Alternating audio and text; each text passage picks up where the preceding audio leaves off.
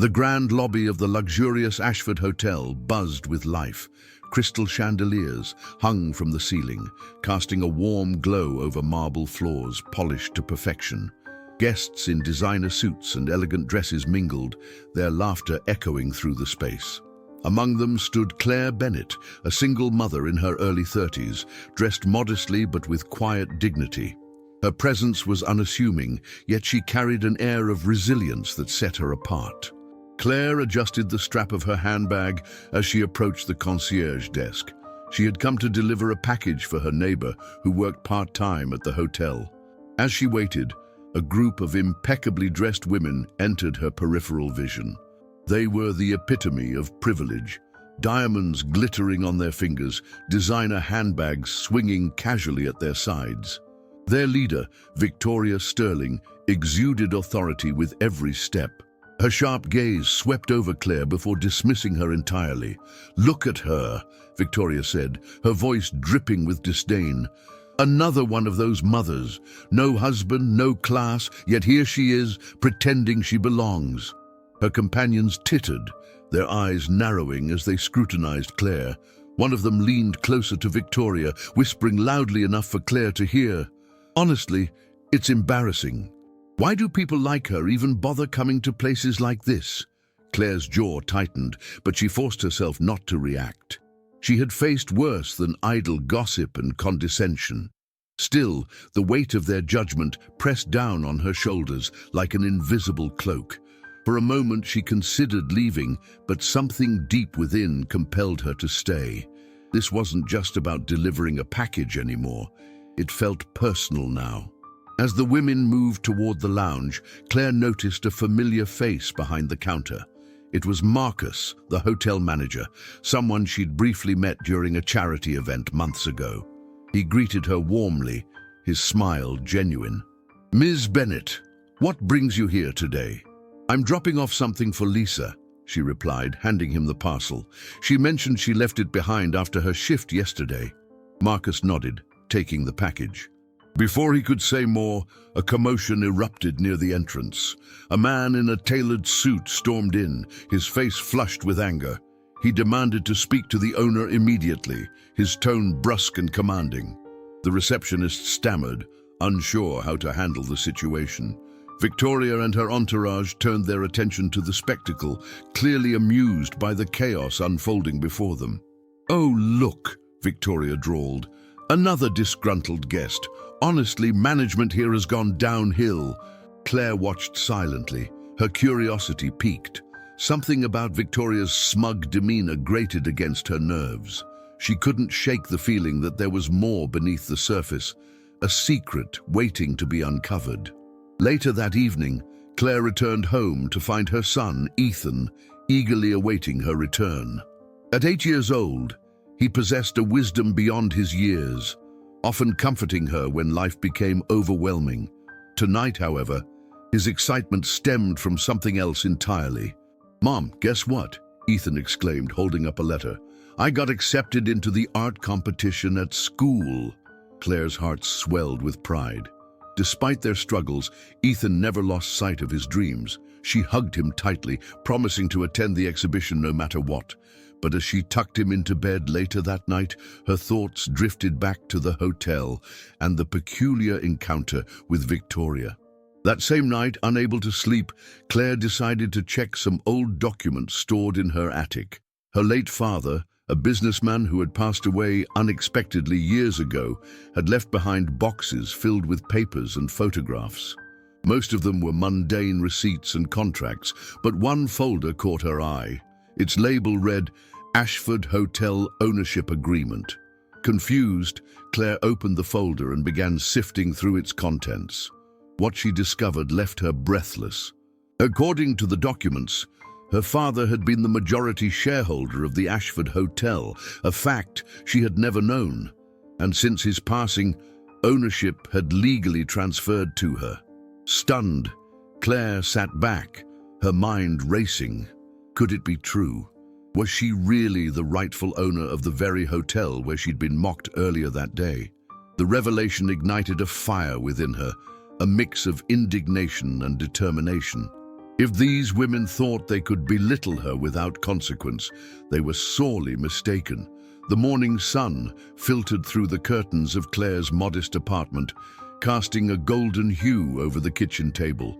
She sat there, staring at the ownership documents spread out before her. The weight of the revelation was both exhilarating and terrifying. How could she have been unaware of such a significant inheritance?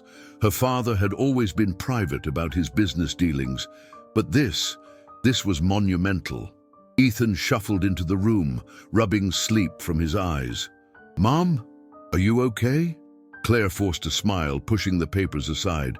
"I'm fine, sweetheart, just thinking."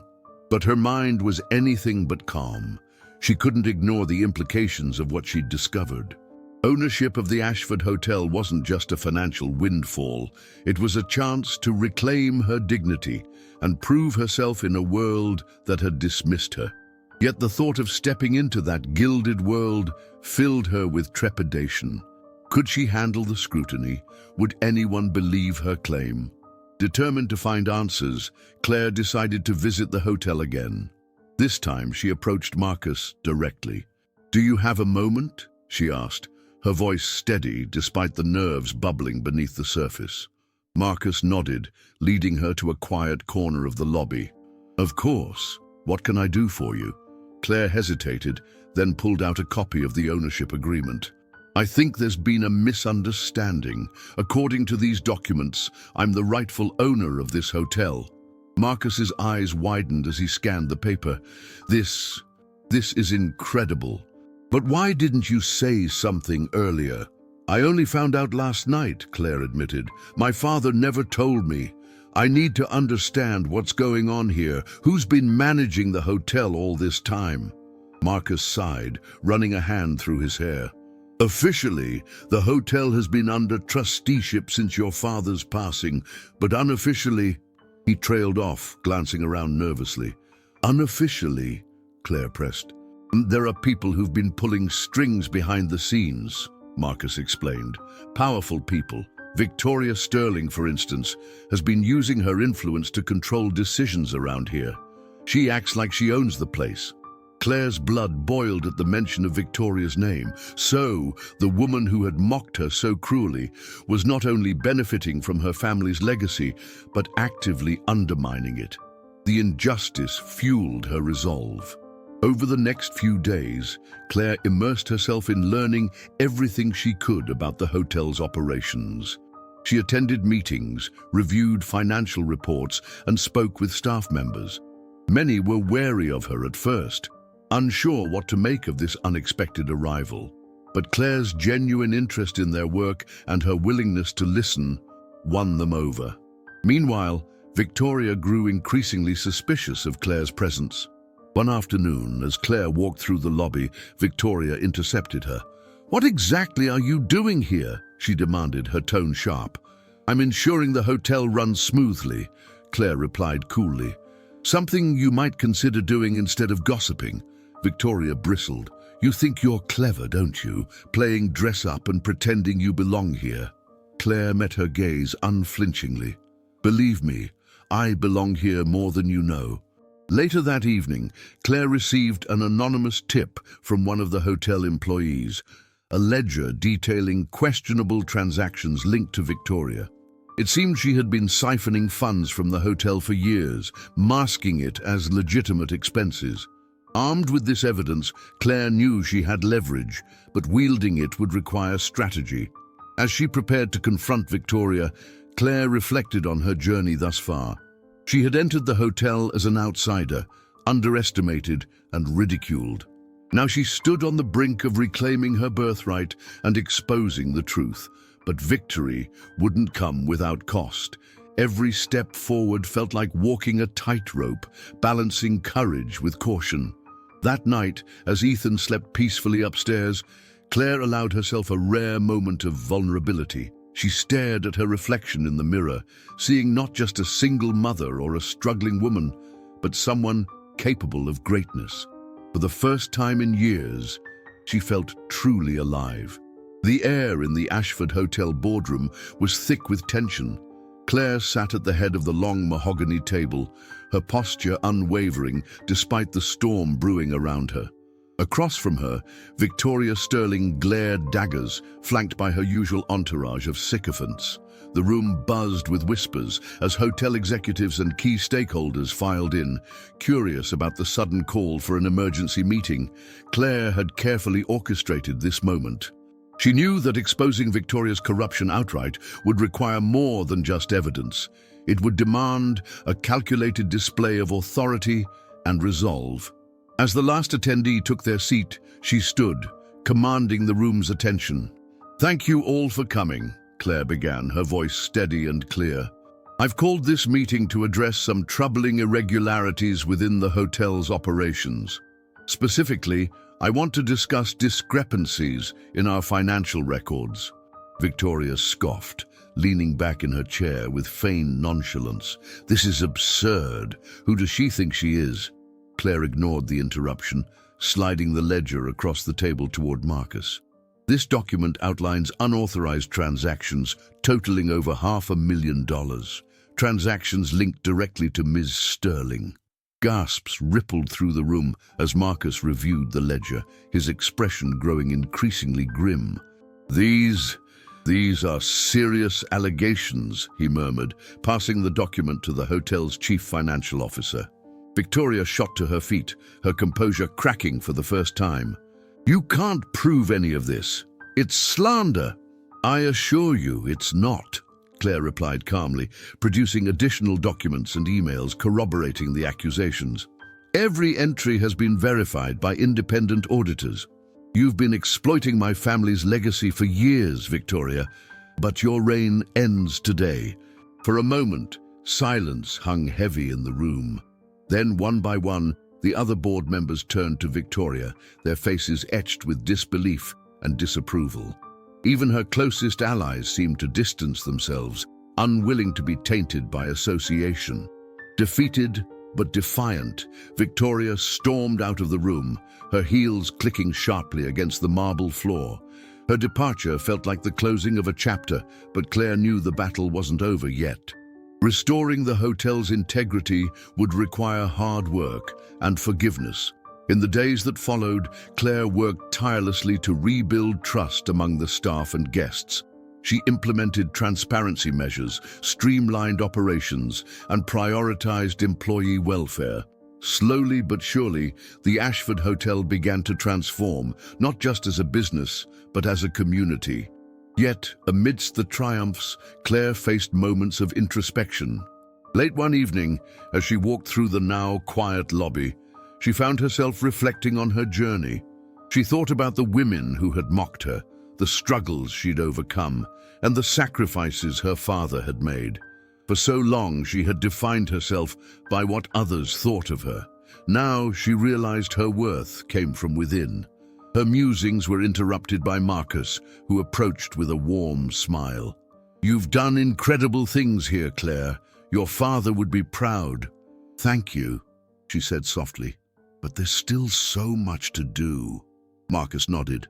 "True, but don't forget to take care of yourself too. You've earned it." As the weeks passed, Claire also found herself confronting unresolved emotions tied to her father's death. One afternoon, while sorting through another box of his belongings, she discovered a letter addressed to her. Its contents brought tears to her eyes. "My dearest Claire, if you're reading this, it means I'm no longer there to guide you. Know that I always believed in your strength and resilience. The Ashford Hotel isn't just a building. It's a testament to perseverance and integrity. Use it wisely, and never let anyone diminish your light." Holding the letter close, Claire felt a profound sense of closure. Her father's words reminded her of why she had fought so hard, not for revenge or validation, but to honor his legacy and create a better future for herself and Ethan. The Ashford Hotel stood as a beacon of transformation, its once diminished reputation now restored to its former glory. Claire walked through the grand lobby, her heels clicking softly against the polished marble floor. The staff greeted her with genuine smiles, their respect for her evident in every interaction. It had been 6 months since she had taken full control of the hotel, and the changes were palpable, not just in the building itself, but in the atmosphere it exuded. Claire paused by the concierge desk, where Marcus was assisting a guest. He looked up and gave her a knowing nod. "Another satisfied customer," he said with a grin. She smiled back, feeling a sense of accomplishment wash over her. But it wasn't just about the business. For Claire, the hotel had become a symbol of resilience, a testament to what could be achieved when one refused to let others define their worth. Later that evening, Claire hosted a gala to celebrate the hotel's rebranding. The event was attended by influential figures from the community, many of whom had initially doubted her ability to lead. As she stood at the podium to give her speech, she scanned the room, her eyes meeting those of Ethan, who sat proudly in the front row. "Thank you all for being here tonight," Claire began, her voice steady and confident. "This hotel has been more than just a business to me. It's been a journey of self-discovery. When I first stepped into this role, I faced skepticism and judgment, but instead of letting it break me, I chose to rise above it." Her gaze lingered briefly on Victoria Sterling, who had reluctantly attended the event. Victoria sat stiffly in her chair, her expression unreadable. Claire continued, her tone softening. "I've learned that true strength isn't about proving others wrong. It's about staying true to yourself, no matter the obstacles." The room erupted in applause, and Claire felt a lump form in her throat. She hadn't expected such an outpouring of support. After the speech, several guests approached her to express their admiration, while others congratulated Ethan, who beamed with pride. As the night wore on, Claire found herself alone on the terrace, gazing at the city skyline. The cool breeze carried with it a sense of peace she hadn't felt in years. Behind her, footsteps signaled someone approaching. It was Marcus.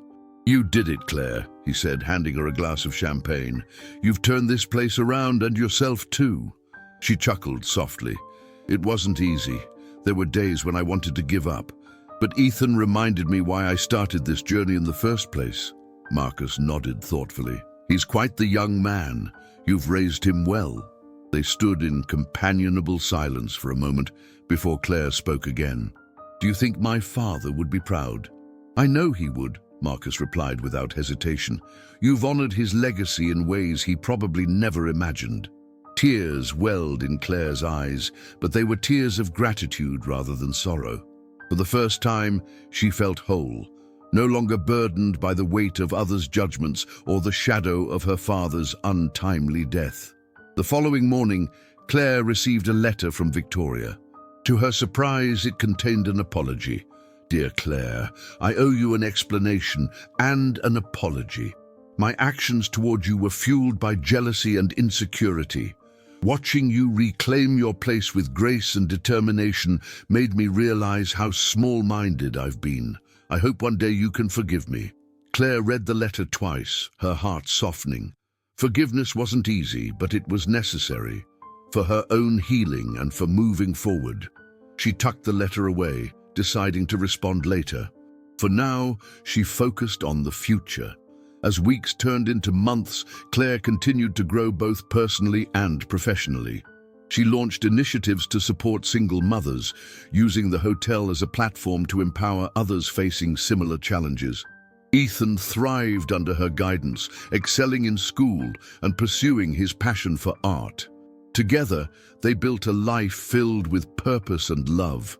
One evening, as Claire tucked Ethan into bed, he looked up at her with wide eyes.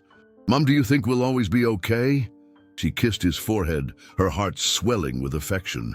"Yes, sweetheart, no matter what happens, we'll always have each other, and that's all we need."